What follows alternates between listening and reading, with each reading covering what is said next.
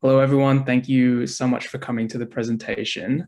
Today, we're going to be looking at game day nutrition. This is going to be coming off the back of the last lecture we did on introduction to nutrition. So there'll be a couple of concepts here that we are revisiting, and the game day is just building upon all of that. So in today's discussion, we're going to briefly look through the importance of game day nutrition, look at what and when you should be eating before and during your games, what and when you should be eating after games, a quick example, and then there'll be time for questions at the end. So when I was making the slide for the importance of game day nutrition, originally I was just going to put dot points just highlighting the reasons why we want to fuel properly. But then I ended up having to record my heart rate data for one of the games, and I thought that really this highlighted the importance more than the dot points would. So as you can see through a 90-minute game, the amount of calories highlighted here that you burn is massive. If you think about just under 2,000 calories compared to how much you would normally eat in a day, you're almost doubling the amount of calories you have in a day, probably adding closer to a third more. As well as that, if you look at the heart rate data, you can see that your heart rate is mainly in this 80 to 100% zone. We know that as your heart rate increases, your body is more likely to start burning carbohydrates rather than fat storages that are available in your body. What this means is that because we're continuously burning carbohydrates during a game, we need to make sure that before the game, it is absolutely topped off as much as it can. And after the game, after we've burned all of that off, it's really important that we start that recovery process and get that back into our body as quickly as possible so that we're ready for training again on Monday or whenever you train next. So what should you eat before games? There are a couple of key principles that we look at here. Obviously, it's going to be very individualistic to you, but we just want to highlight 4 different areas that you can work on and then suggest timings for that as well. So like I said before, because you burn so many carbohydrates, what you want to be doing is you want to increase the amount of carbs that you have by about 50% of what you'd regularly have. We'll talk about this more in the next slide, but we will start that process at around the 24-hour mark, just to give our body enough time to get those carbohydrates into our muscles ready to go. With our protein, we are keeping this the same because it is super important to make sure that we're still recovering. We've got protein in our body, really important for other body functions as well. At around the 3 to 4 hour mark before the game starts, this is when we start reducing our protein intake, which we'll talk about in a little bit later. With our fat and vegetables, we also start reducing this just to avoid any gut distress that we might have during or after games. This is because with the protein as well, the fats in the vegetables, as you have it, it slows down the ingestion of carbohydrates in your body, and it can end up with food sitting in your stomach during the game. And when you're running around with food in your stomach, you can get pretty uncomfortable. You can feel bloated, and it's just not a great feeling, and you feel heavy as well. The last point we wanted to touch on was close to the game. So we'll talk about in the next slide, but around 30 to 45 minutes before the game, that's when we can start having our high GI carbohydrates, and we can start taking caffeine as well if you are at an appropriate age, maybe over 18, and you feel like that helps you perform. The reason we allow high GI carbohydrates close to games is because we are immediately using that as a fuel source. If you had a high GI carbohydrate, and what I mean by that is something like Gatorade or lollies, something like that, just really sugary things. If you had that away from game day or away from training, what that's going to do is spike your blood pressure, and then it drops down and you feel very sluggish, very fatigued. But because you are using it immediately, it won't have that effect. So all it's doing is just topping up those carbohydrate stores in your body without giving you the negative effects of dropping your blood pressure. So when to eat before and during games. Like I said before, at around the 24-hour mark before a game, we are eating normally, so whatever you would usually be having on that day, but you're adding 50% more carbs. This means if you are having rice, instead of a scoop of rice, you would have a scoop and a half. You know, if you have half a cup of pasta, you would have 3/4 of a cup instead. We continue doing this until the 3 to 4 hour mark before a game, which is when we have our last big meal. Typically, this would just be, you know, if you're having breakfast or you're having lunch, it would be whatever you're having with those 50% more carbs as well, if you feel like your stomach can handle it. But we will be reducing the amount of protein and the amount of fiber that we have in this meal. If you can get a little bit of protein in the meal, that's great. If you find that irritates your stomach too much when you play, that's fine. You don't have to have that much in it, but definitely try and reduce the fiber. This would be in the form of something like vegetables, just because for performance on the game day, it's just going to slow down the digestion and it might lead to GI distress. 1.5 to 2 hours before the kickoff, we're going to have a small hit of medium GI carbs. Something like a banana is perfect, so fruit is ideal. You can also have something like an oat bar there.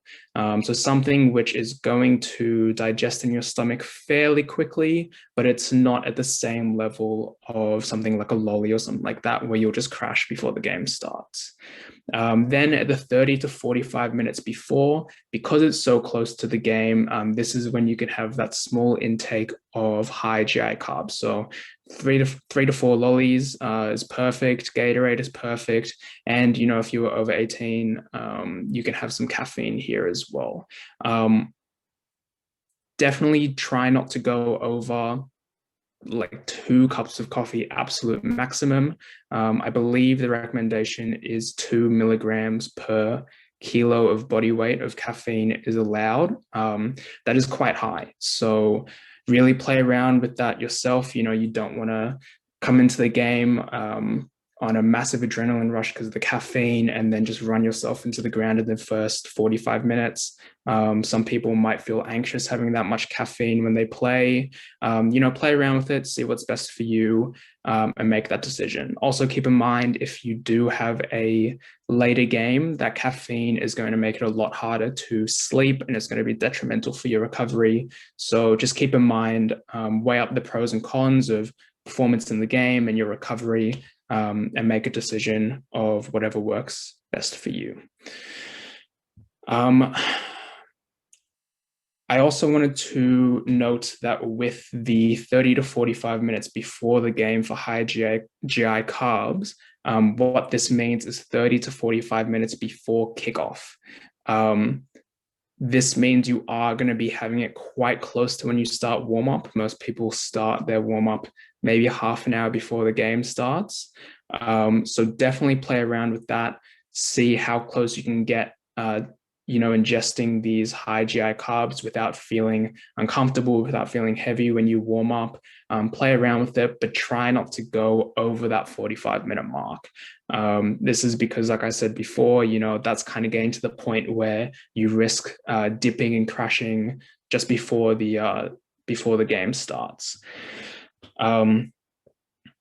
Yeah, and then during the, and also with those high GI carbs, if you do find it uncomfortable eating something, a good option would be something like a Gatorade, sipping on that. Usually for people, that is a lot better for their stomachs as well. During a game, the only time that you can refuel is at that halftime point. You know, you can sip on water if there's a delay in the game, if there's a break, you know, you might be able to have a sip of Gatorade or something. That's great, but likely it's going to be really difficult to do that. So we're kind of presented in soccer with a challenge because the only time that we can refuel during the game is at that halftime point. If you think about the fact that you have been playing for 45 minutes at a really high intensity, you're already coming in pretty drained, pretty tired, and a lot of those carbohydrates have already been used. We need to use halftime as an opportunity to refuel and make sure that we have enough carbohydrates and energy for that second half of the game, especially getting towards that 80th minute, 90th minute. The best thing to do here is to have your high GI carbs again. This is because you're going to be using these carbohydrates pretty quickly. Your body is craving a source of carbohydrates, so it's going to absorb it quickly and use it quickly. And this is going to be the best thing that your body is going to be able to digest and absorb without it sitting in your stomach when you start running around again. Most people would go for Gatorade here. If you're younger and you have like oranges at halftime, that's fine, that's great.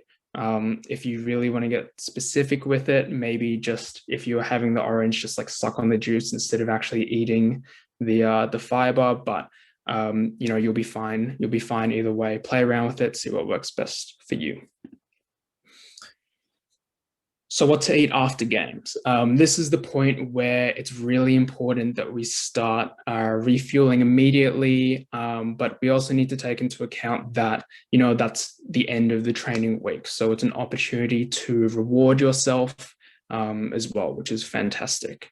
So we have 4 major things that we need to think about here. The first one is, like I said before, you need to refuel yourself as much as possible, and you also need to enjoy yourself. So you don't have to have the healthiest thing after a game. Obviously try to avoid something super unhealthy, something like super high in fats, but it doesn't have to be the cleanest food of all time. Because you have spent so much energy during the game, you do need to try and get something which is high in carbohydrates, just to make sure you're refueling as much as possible. At this point, we go back to normal with our protein levels to start that recovery. So, make sure you're getting those hits every 2 to 3 hours of that protein. Specifically, it's about 0.45 grams per kilo of protein. So 0.45 grams of protein per kilo of body weight that you want to be having every 2 to 3 hours. That's going to be optimal for our muscles to absorb and recover. Anything more than that, your body's still going to use, but it's just going to be used for other functions away from specifically muscle repair. With hydration as well, obviously you have sweated a lot. You want to be trying to start drinking water as quickly as possible as well. And electrolytes would be encouraged here. This is because you are sweating a lot during the game. You're going to be sweating a lot of salt out as well. So it's important to try and get that back in as well, but you'll get that with your food in addition to any electrolytes that you use. So for the timing of this, 0 to 30 minutes post-game, this is really the time where players will struggle to eat something just because, they're coming off, they're exhausted, they have a lot of adrenaline in their body. Oftentimes they're thinking about what happened in the game, and, eating is probably the last thing on your mind. Because of this, dietitians end up being pretty lenient with what you can eat. Really, the goal here is to just try and eat or drink something. I know for a fact that a lot of people have something like a chocolate milk. That's great if you can stomach it. I know that there are players at GWS Giants who will eat a meat pie after games immediately because it's the only thing that they are willing to eat. And that's fine. That's great. Obviously it's not the healthiest thing, but because you are so starved of carbohydrates and you need to get food back in your body, you can be a little bit lenient here. This is also super, super important that you eat something if you are traveling to and from games. This is because we definitely want to make sure we're getting something in our body within that first hour and a half. We just want to start the recovery process as quickly as possible.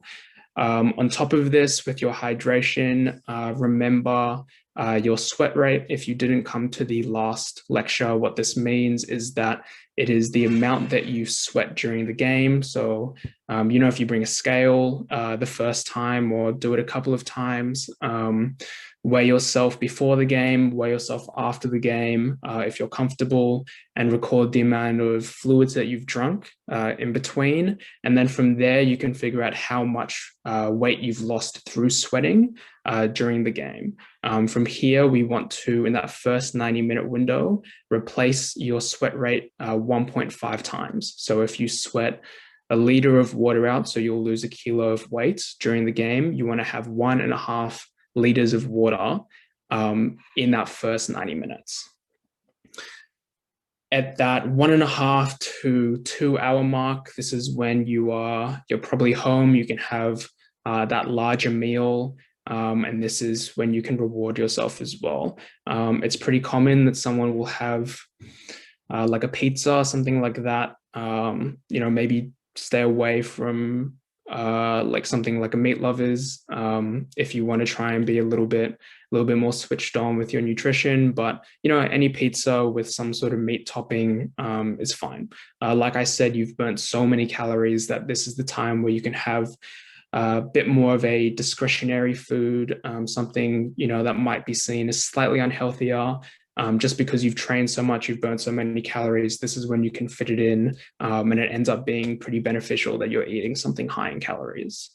From here, the next morning, we want to have a slightly bigger breakfast, something with vegetables, most likely, and something that you enjoy. So pretty commonly for me, I'll go to a cafe, get something like a big brekkie, go with my family, go with friends, enjoy myself.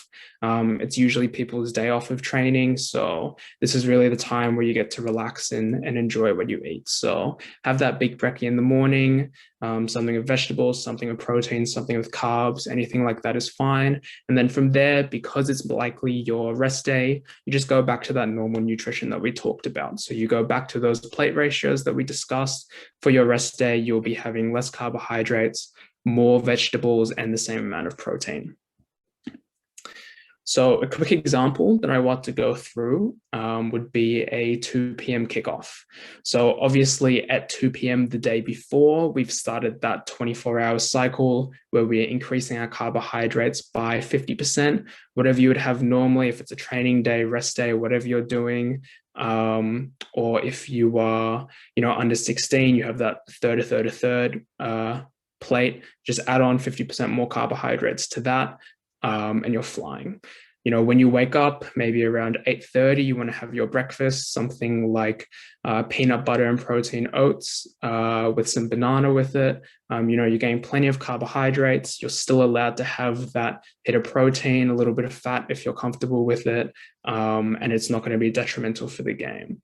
At lunchtime, so maybe a little bit earlier, since kickoff is at 2, you can have something like a burrito bowl. I just included that because that's something I normally eat, but whatever you would usually have for training day is fine.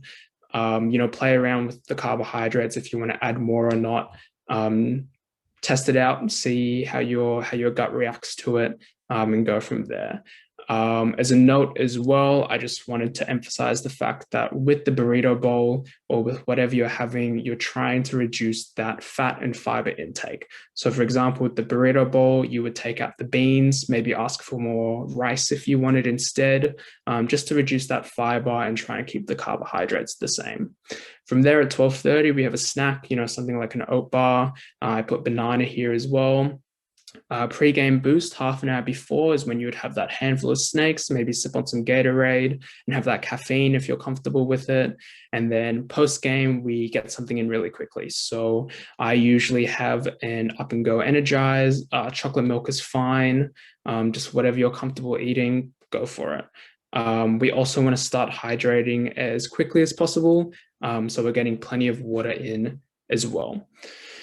When we get home, we get to eat something that we enjoy a bit. I put chicken stir fry in. I think that's because I was there in the last example. But something like a pizza, whatever you want. Maybe like go get grilled or something like a burger. That's all fantastic. So, eat what you want. Make sure it's still got some protein and some vegetables in it.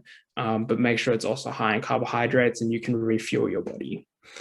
Day after the game for breakfast, like I said, we're having that slightly bigger breakfast, something we enjoy with plenty of vegetables, like a big brekkie. And then we just go back to our rest day nutrition. So in the last lecture, I said, for snacks, lunch, and dinner, this is what I listed for the rest day. And that's just to highlight that really we're just having the same thing that we would on a normal rest day. So that's all for today's presentation. Later on, I just want to highlight a couple of things that we're going to go through next. So we've got nutrition for developing athletes, which is athletes under the age of 16. We're going to talk about developing habits for nutrition. We're going to be talking about strategies for increasing vegetable intake, and we're going to be looking at weight management for older athletes. If anyone has any questions, I know game day nutrition is pretty specific. Feel free to stay back or write it in the chat. Or if you are watching this later on, feel free to send me an email at the end. Thanks everyone for coming. Thanks everyone for attending, and I'm looking forward to your questions.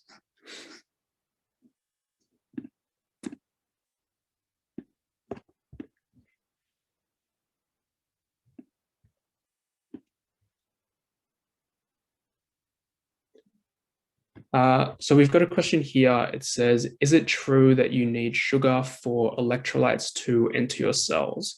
For example, does sugar-free Gatorade actually do anything? This is a pretty interesting question.